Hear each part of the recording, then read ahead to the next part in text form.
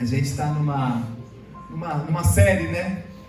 Com base em Esther, capítulo 9, versículo 22, que fala uma parte do versículo, o mês aonde a tristeza se transformou em alegria. O mês aonde a tristeza se transformou em alegria. Eu não vou ler esse versículo porque ele é o base da campanha. Eu vou ler outros versículos de Esther, né, que é o livro base de tudo durante a palavra, mas eu estou colocando aqui para você poder anotar. Depois no vídeo você pode ver também. E hoje eu quero pegar também uma parte desse versículo que ele fala assim: o mês em que a tristeza se transformou em alegria. E aí ele fala assim: em que o luto se transformou em festa. Em outras versões, em que o pranto se transformou em festa, em que o lamento se transformou em festa. E essa palavra a gente estava preparando, e durante a semana tem um jovem da nossa igreja, perdeu um primo. Hoje vai ser o velório, de 24 anos de idade. E aí eu fiquei pensando, além do que já estava a pregação, além do que Deus já tinha colocado no coração, e nós vamos falar aqui, os lutos, cada pessoa tem uma criança, um menino de 24 anos, trabalhador, falece do nada, em condições inexplicáveis. Esse menino tem mãe, tem pai, tem família. Nós estivemos durante a semana pontualmente no hospital por causa do Juan, e não temos proximidade com essa pessoa que faleceu, mas eu fiquei imaginando a dor daquela família. Fiquei imaginando a dor de uma mãe que perde um filho de 24 anos. E para falar em luto, quando a gente fala em luto, nós sentimos os nossos lutos, mas a compaixão que Jesus tinha, praticamente todas as vezes antes de ele fazer o milagre, ele fala assim: ele foi movido por profunda compaixão. Eu peço a Deus que eu tenha essa profunda compaixão, porque nós oramos, nós sentimos, muitas vezes até choramos com as lutas das pessoas, mas passa um tempo, a luta vai continuar para aquela família, eles nunca mais vão ter o filho de volta, e nós vamos esquecer. Mas eu peço a Deus que o nosso coração seja mais generoso nisso também, sabe? Hoje a gente está aqui, a ceia do Senhor, a mesa do Senhor, nós estamos aqui numa família de Cristo. Esta é a casa que nós estamos. Em diversas outras casas, outras igrejas estão sendo celebrada a ceia com comunhão, mas eu peço a Deus que nós, como cristãos, possamos desenvolver esse amor. E esse amor, uma das coisas que vai fazer esse amor desenvolver vai ser a gente se esvaziar da gente e pensar mais nos outros. Nós vivemos na meritocracia, baseada em números, infelizmente, e uma das nossas maiores buscas aqui é que a igreja não seja só um culto de domingo, mas seja uma vida lá fora, e que assim a gente possa espalhar esse amor de Jesus, esse amor que entrega. O amor é entrega, o amor é pensar naqueles realmente que precisam muito mais do que a gente.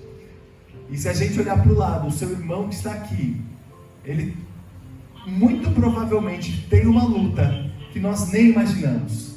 E nós temos lutas, eu tenho luta, todos nós temos, e não podemos diminuir nem maximizar, né? Mas nós temos que entender que nós temos um Deus poderoso para resolver e transformar, como diz aqui o que a gente está vendo hoje, o luto em festa, o lamento, o pranto em festa. Ele pode fazer isso, mas o mais importante é que Ele já fez, e Ele já ressuscitou, e nós vamos um dia estar no céu, onde não há tristeza e nem choro, e é essa a nossa maior esperança. Paulo fala aos Coríntios: se a gente está aqui, vivendo só pelo que a gente vê, pelo que a gente pode existir, pelo que a gente pode receber, nós somos os mais miseráveis de todos os homens, porque a nossa esperança está no céu, e é no céu que nós esperamos. Então, quando a gente fala o luto que se transforma em festa, é possível viver isso? Será que isso, biblicamente, é aplicável nas nossas vidas? Como é que isso funciona? E a gente vai, através da palavra, ver isso. E, acima de tudo, olhando para Jesus, entender que a nossa festa maior é a festa que nós vamos fazer no céu, né? O luto aqui na terra, os estudos falam que eles têm algumas fases. E como são estudos da mente humana, isso não quer dizer que é igual para todo mundo, ou que é uma fórmula mágica, mas realmente o luto ele envolve uma fase de negação. E quando a gente fala em luto, a gente não está só falando na perda de um ente querido, a gente está falando na perda de um ente querido, a gente está falando na perda de um emprego, em um filho que não está nos caminhos do Senhor, numa dificuldade relacional com a esposa, muitos lutos que nós passamos no dia a dia, além das perdas que nós temos, perdas de proximidade de parentes que vão morar longe, tantas perdas de emprego, perda da saúde. Às vezes aparece uma notícia que nós não esperamos, né? Às vezes está tudo tão bem e alguém, nosso querido, vai no hospital fazer um exame de rotina e tem uma notícia que tira o nosso pé do chão. Então são tantos lutos. Então as fases que os estudos colocam é que primeiro a gente nega, a gente não quer acreditar, e eu vou passar rápido por isso, porque seria muito extenso, mas para a gente entender como nós humanos somos muito, muito parecidos. Então, em primeiro lugar a gente nega, depois a gente sente raiva, questiona muitas vezes a Deus, por que isso aconteceu? Por que a minha esposa foi embora? Por que meu marido foi embora? Por que meu filho não está nos caminhos do Senhor? Por que eu perdi aquele emprego? E a gente, Deus, né? Depois a gente barganha com Deus. Senhor, eu acho que eu não estou sendo bom o suficiente. Será que se eu jejuar mais? Será que se eu orar mais? Será que se eu ajoelhar mais? Será que se eu acordar mais? Isso tudo é bom, mas não temos mérito na nossa relação com Deus. Acima de tudo é a graça dele, é o favor merecido. Depois vem a tristeza e enfim vem a aceitação. Então nessas fases do luto, a gente olha para a Bíblia e a gente fala quantos lutos nós tivemos. Nós vamos pontuar alguns lutos, aonde, seja no Antigo Testamento, por exemplo, segundo o livro de Reis, capítulo 4, a Sunamita teve um profeta Eliseu, regularmente passava ali, né, na casa dela, no caminho, a casa dela ficava no caminho do profeta Eliseu, e essa mulher, vendo o profeta constantemente passar ali, ela era uma mulher de posses, ela falou assim, vamos construir aqui um lugar para que o profeta, toda vez que passa, ele possa descansar na nossa casa.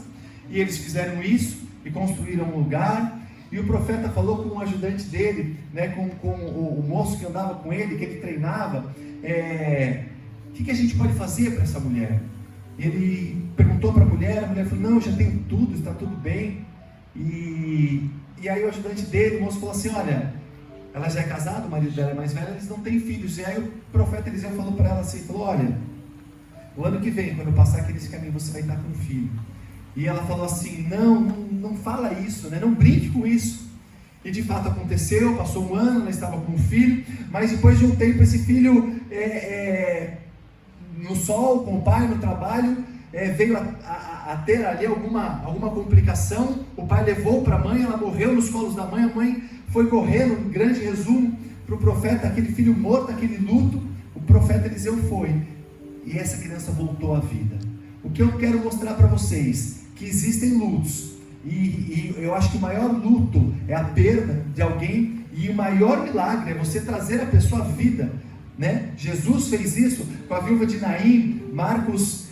Lucas capítulo 7, tem a história da viúva de Naim. Ela estava ali, ela era viúva e tinha um único filho, ela perdeu aquele filho, e eles estavam, aquela cidade era uma cidade pequena, Naim, no cortejo com o filho falecido, e Jesus vindo com uma multidão do lado contrário. Eles se encontraram ali na porta da cidade, e Jesus olhou aquela viúva, o seu único filho morto ali para ser sepultado, e Jesus parou, tocou na esquife, aquele filho voltou à vida, e ali o luto se transformou em festa. O luto mudou para festa. Nós temos, falei de Antigo Testamento, Novo Testamento, Jesus em Atos, nós temos Paulo que ressuscita Eutico, nós temos Pedro que traz a vida de novo Dorcas, nós temos outros milagres de Jesus, e aqui é só para a gente entender que Jesus tem poder. Jesus tem poder. E quando a gente pega esses exemplos que eu coloquei, de pessoas jovens, como foi o caso que aconteceu, que a gente acompanhou essa semana, de pessoas jovens, a gente para e pensa, quanta coisa tinha pela frente.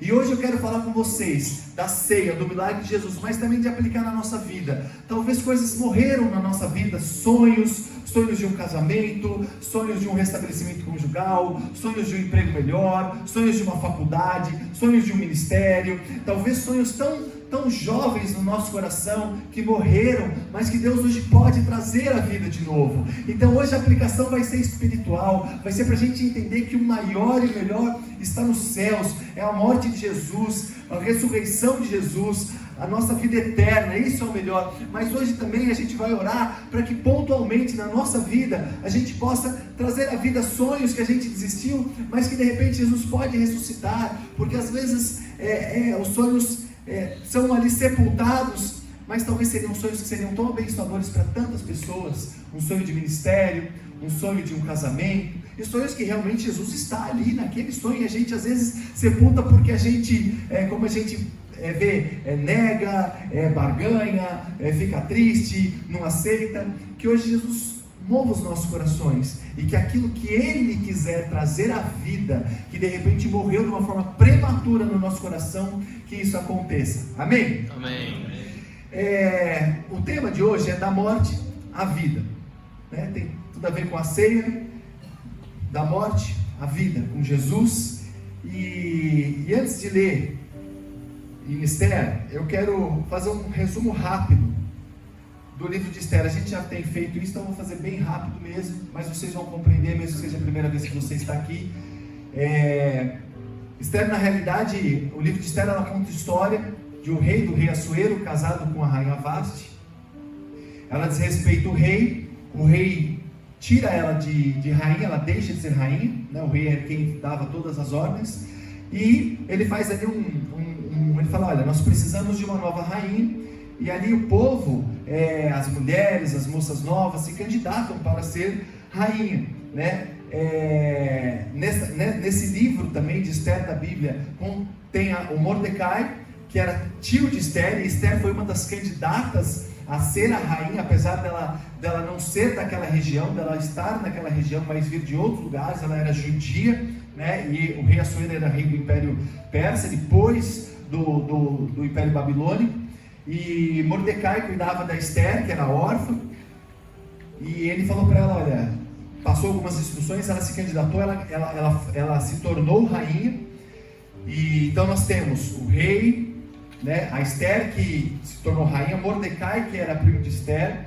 Nós temos Amã, que era o homem de confiança do rei, que tinha um ódio tão grande por Mordecai, que ele queria acabar, não só com Mordecai, mas por Mordecai ser judeu, com toda a raça judia, e ele traça um plano para fazer isso. E esse plano, Esther então se tornando rainha, intercede pelo povo, e esse plano de Amã exterminar, acabar com todo o povo judeu, ele acaba não se concretizando através de Deus, que Esther ali intercedendo consegue com que esse plano seja mudado, né? Passe ali da morte à vida, porque o plano era que realmente acabar com todos os judeus. Então a gente vai começar a ler no Esther, capítulo 5, versículo 14, eu vou pedir para colocarem aqui, a gente lê todo mundo junto. A gente tinha falado aí para o pessoal ler em casa, Esther, o livro de Esther, eu sei que alguns leram, talvez outros não leram, mas a gente vai conseguir entender o que Deus quer falar com a gente. Começando nesse versículo 5, a gente vai ler 2 na sequência, tá? Esther, capítulo 5, versículo 14, e Esther, capítulo 6, versículo 13. E o primeiro passo que a gente vai ver, quando nós vamos de humilhados a exaltados. Humilhados a exaltados. Então, Esther, capítulo 5, versículo 14, vai falar o seguinte: então Zeres, a mulher de Amã, e todos os amigos deles disseram: mande fazer uma forca de 22 metros de altura, e pela manhã diga ao rei que nela enforque Mordecai. E agora põe no 6:13. Esther, capítulo 6, isso. Vamos ler todo mundo junto esse daí, e aí depois eu contextualizo vocês, tá? Vamos lá, 1, 2, 3. Amã contou a Zeres, sua mulher, e a todos os amigos tudo o que tinha acontecido com ele. Então os seus amigos, que eram sábios, quiseres sua mulher. Mais um, 14 também. Se Mordecai, diante do que eu é da descendência de judeus, você não conseguirá fazer nada contra ele. Você certamente será derrotado. O que acontecia aqui? Como a gente falou, Amã, ele era o homem de confiança do rei, né? E Amã tinha a estratégia de acabar com o povo judeu. Esther intercedeu pelo povo judeu junto ao rei, e o rei, a pedido de Esther, deu um banquete onde Amã estava presente. Nesse banquete, o rei falou para Esther: o que você quer que eu te faça? E aí Esther falou: vamos fazer um outro banquete, né? E nesse banquete, nesse próximo banquete, estaria Esther, estaria Amã e estaria o rei. E Amã, capítulo 5, versículo 13, ele chega ali na casa dele e fala assim: olha, eu sou o preferido do rei, nós vamos ter um banquete, só a nata, só, né, o rei, eu, Esther, e o que eu faço? Né? Como é que eu posso fazer para terminar, para acabar com a vida de Mordecai? E aí, os amigos e a esposa falaram assim: ó, pede para construir uma forca, como nós lemos, enorme, de 22 metros, é uma aberração até para a época, era para mostrar realmente algo grandioso e assim, envergonhar, realmente humilhar o povo, e constrói e mata ele lá. Só que acontece que, quando ele voltou no banquete com essa pretensão, durante a noite, o rei não conseguiu dormir, e leram para ele um livro das histórias memoráveis do reino. E nesse livro contava, entre outras histórias, que Mordecai, em uma oportunidade, tinha salvado o reino de um golpe.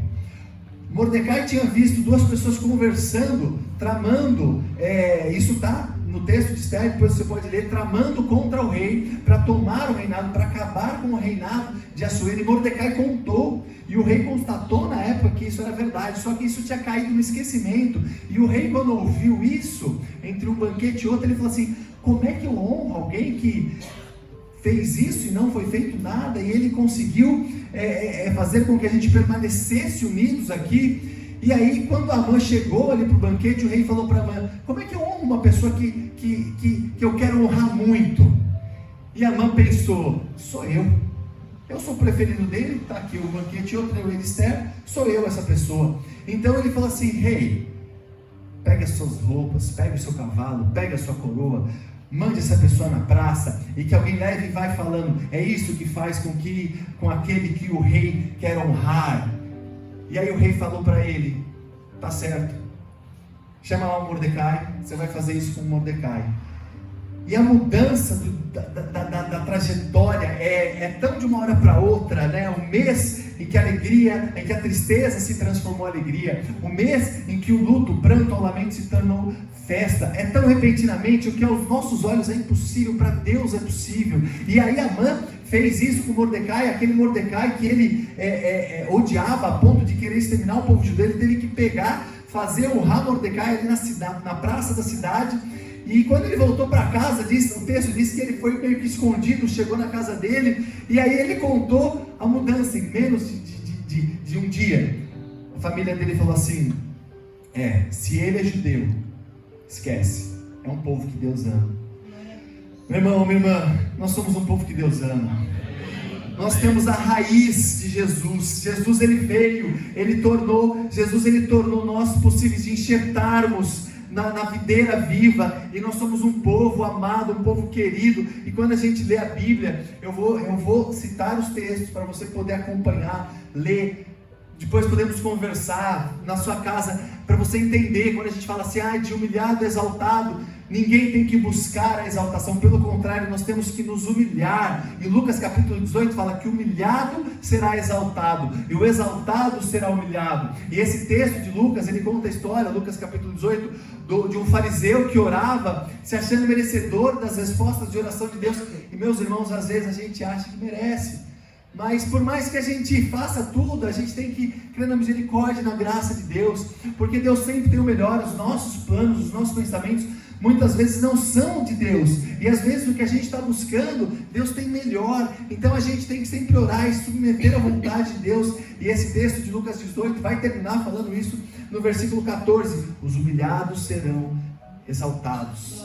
Então não é porque nós somos melhores ou porque nós merecemos, porque nós vamos sofrer também, mas com Deus as coisas mudam. Com Deus, o que é morte é trazido vida, da morte à vida com Jesus. A gente vê Moisés, e normalmente, antes de ser exaltado, nós somos muito humilhados. Vou pegar dois exemplos bíblicos, teriam outros, mas você pega José. José era alguém que encontrava favor aos olhos de Faraó. Moisés do Egito. Moisés foi alguém que foi desprezado, humilhado pelos irmãos, vendido como escravo, chegou no Egito. Quando ele chegou no Egito, daquele jeito, humilhado, vendido, escravo, ele encontrou favor aos olhos de Potifar. Ele foi levado para uma casa, onde ele cuidava de tudo. Ainda depois disso, foi injustiçado, foi para a prisão, humilhado, ficou preso.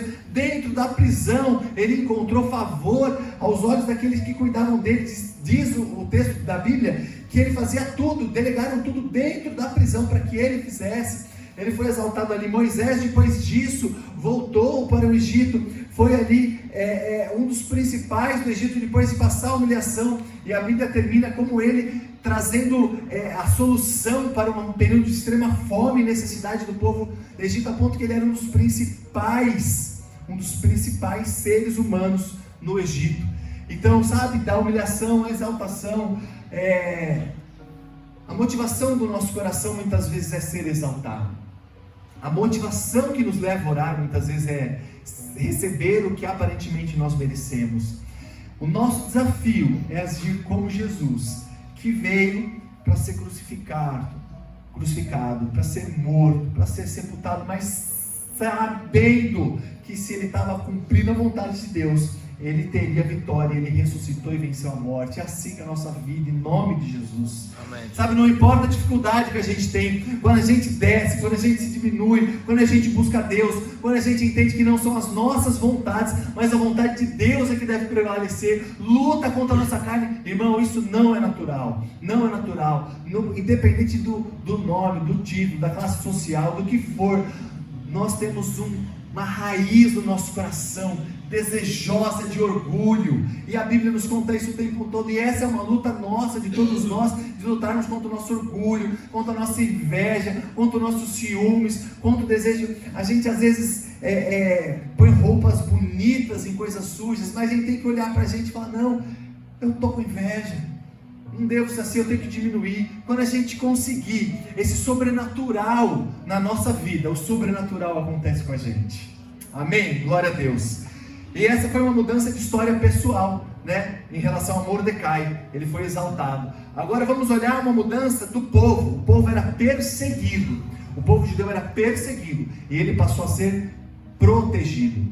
No Efésios capítulo 3, versículo 10, e depois Efésios capítulo 8, versículo 2. Por causa do tempo eu não vou ler, mas eu estou citando para você. Depois vê o vídeo, compartilha, lê na sua casa. Eu vou explicar o que é, tá? Seria importante eu ler, porque vai falar: poxa, ele falou lá, não deu nem abriu a Bíblia. Deixa eu abrir a Bíblia aqui que eu não falo.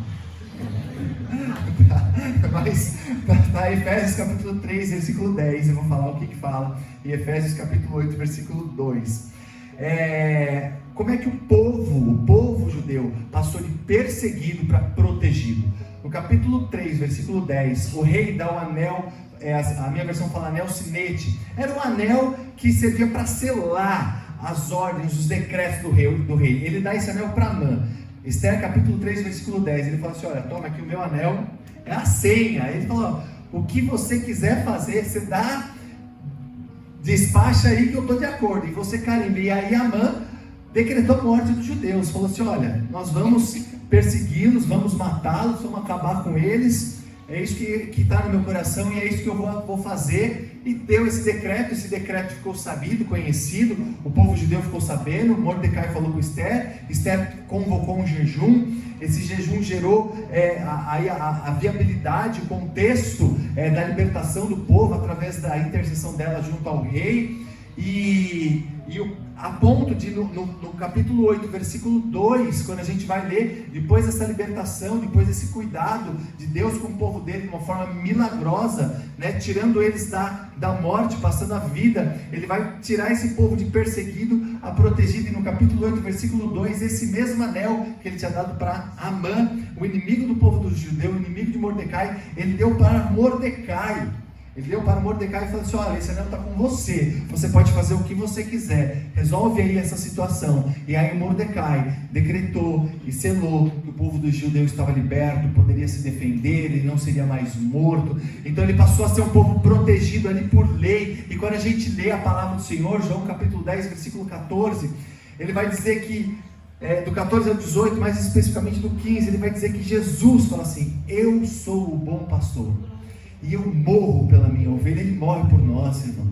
Ele não está querendo a nossa tristeza, ele só quer cuidar, ele só quer que a gente entenda que a nossa humanidade impeça com que a gente entenda os planos espirituais, e que a gente tem que biblicamente buscar, não por merecimento, não porque nós podemos, mas pela graça e pela misericórdia de Jesus, ele como nosso pastor, submetido a ele, esperarmos a proteção dele. Quem nos justifica é Jesus.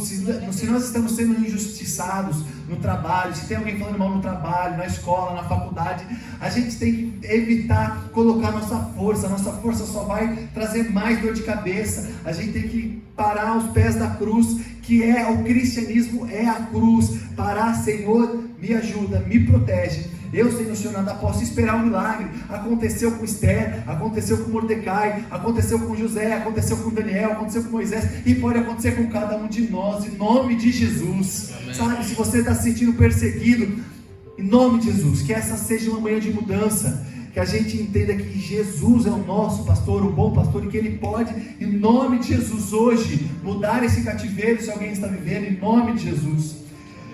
A mudança da história de um povo, e Jesus foi assim, ele foi perseguido, os apóstolos foram perseguidos. Aliás, a grosso modo, se a gente não está sendo perseguido, porque a perseguição vem do inimigo, não que a gente tem que viver sempre em luta. O povo cristão é um povo abençoado, Deus cuida, mas estou explicando isso para você entender bem o que eu vou falar.